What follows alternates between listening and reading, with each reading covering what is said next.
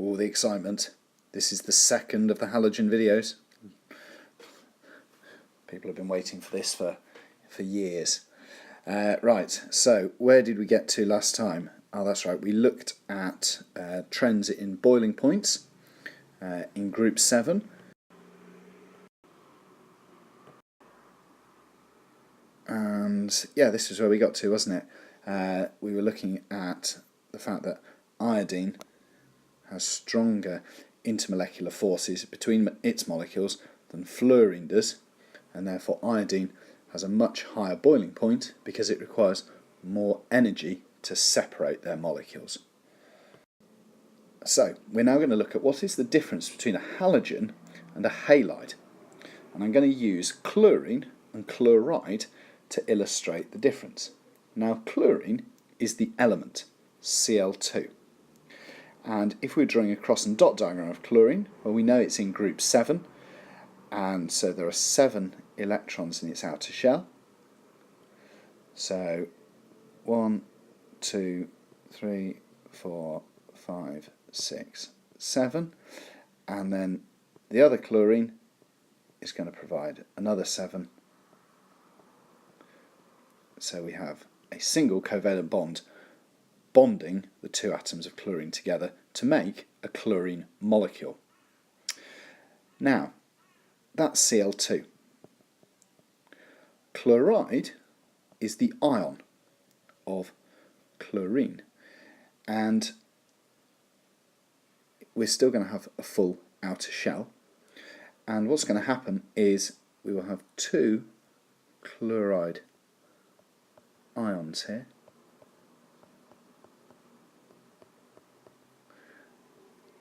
and there's the chlorine atom, and in order to be chloride it's going to have an extra electron which is gained from something it has reacted with.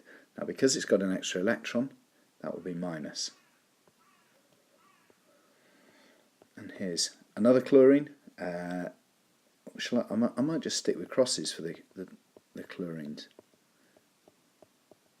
There's the 7 electrons it originally had, and there's the dot that it has gained an electron from a metal which the chlorine has reacted with. So this is chloride and this is chlorine. So in the last video I said that there was a test for chlorine, and chlorine, Cl2, bleaches damp litmus paper, turns it white. Chloride ions won't do that. They have completely different chemistry. And the difference between them is that if we tot up the number of electrons, here we've got 7, here we've got 7, we've got 14 electrons there. On each one here you've got 8, so we've got 16 electrons that we've gained 2 electrons. So what we've actually done is we've turned chlorine into chloride. We've formed 2 chlorides, and we've done that by gaining 2 electrons. And those 2 electrons could be gained from a very reactive element. For example, potassium likes to give up electrons. And that's how we turn a halogen into a halide, by reacting it with a metal. So we would call this reaction has a very special name, where we gain electrons. We call that a reduction.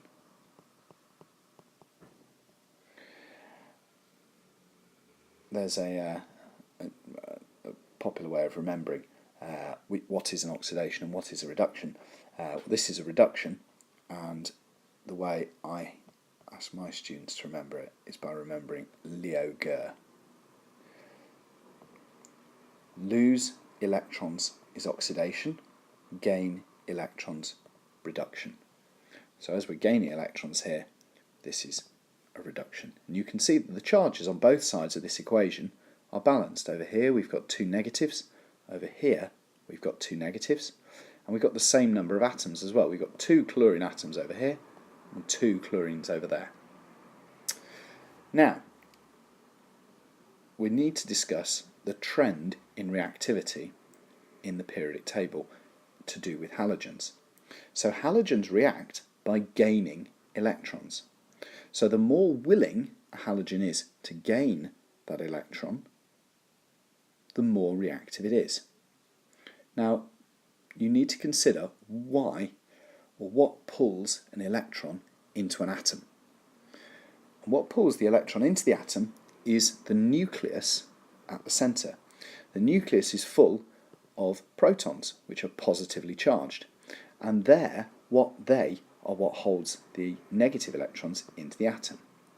So, if you've got a nice small halogen, there's the nucleus at the centre, compared to a big halogen, which do you think is going to attract the electrons more? The atom, where the electrons are a long way away from the nucleus, or the atom where the electrons are nice and close to the nucleus?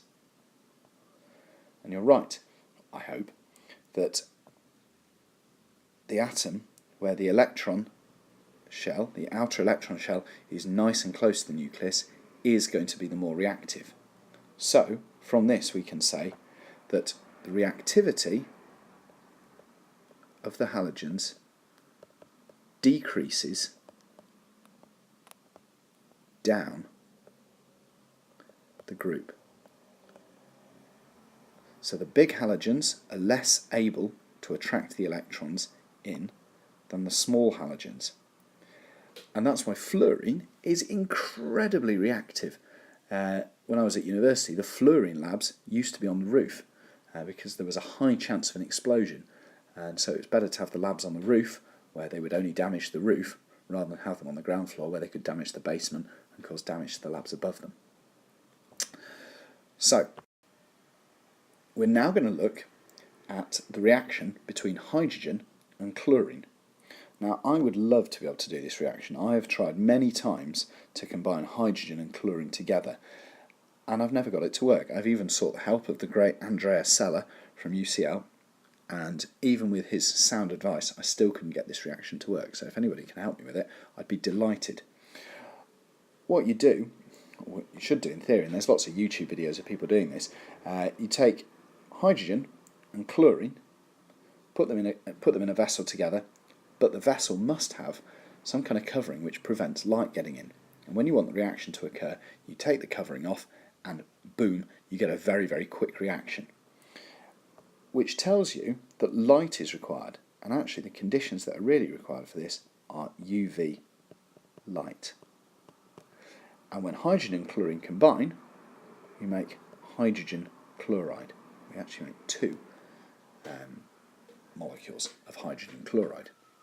Now you may look at hydrogen chloride and think, hydrochloric acid. But hydrogen chloride only becomes hydrochloric acid when you put it in water. So if you take your HCl, your hydrogen chloride, and bubble it into water, you form hydrochloric acid. And what happens is that the hydrogen chloride molecules split up to form H plus ions, which are dissolved, and chloride ions. And it's the H plus ions that cause acidity. So because we have produced H plus ions, HCl will behave as an acid. So if you put HCl in water and you add litmus paper, okay, your litmus turns red. Okay, and it's due to the H plus ions present. We would say that the hydrogen chlorine, or the hydrogen chloride, has dissociated to form H plus and Cl minus.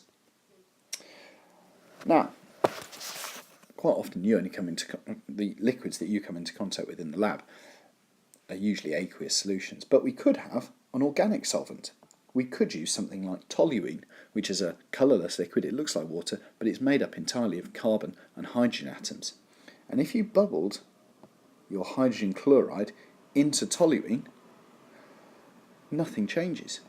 It does dissolve, but it doesn't dissociate, and there's no real state symbol for saying dissolved in toluene, but it doesn't dissociate to produce H+, so it doesn't behave as an acid.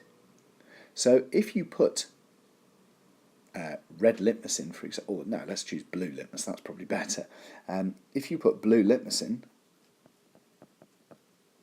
and really we should have said that that was blue litmus up there, blue litmus stays blue. The hydrogen chloride, when it's dissolved in toluene, does not behave as an acid, so there's no H+ ions, so it's not an acid. And I think this is absolutely fantastic, and this is something we talk about, why this happens, we actually talk about at A level, but I think this is wonderful, that you take hydrogen chloride, which is a covalent molecule, you've got two non-metals here, and you produce ions simply because you've put them in water. Yet if we change the solvent, and we use toluene, it doesn't produce any H+ ions, so it's not an acid. And that's going to conclude the second of the videos.